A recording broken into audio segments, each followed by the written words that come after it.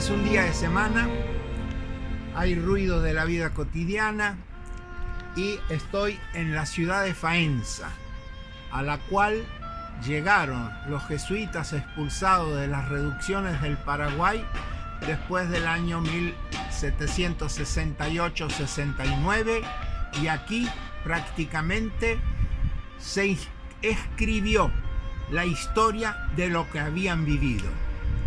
Todo esto para decirles que soy Setimio Presuto, investigador, y voy a participar en el tercer Congreso Internacional de las Misiones Jesuíticas que organiza la Fundación Tierra Sin Mal, con una ponencia titulada Pablo Pastel, un arqueólogo de la memoria jesuítica de la provincia del Paraguay, según los documentos originales del Archivo General de Indias. Pastel trabajó 32 años analizando los documentos. Los invito a participar a este descubrimiento para que, además de ser mi descubrimiento, sea también el de ustedes. Los invito y los espero. Muchas gracias.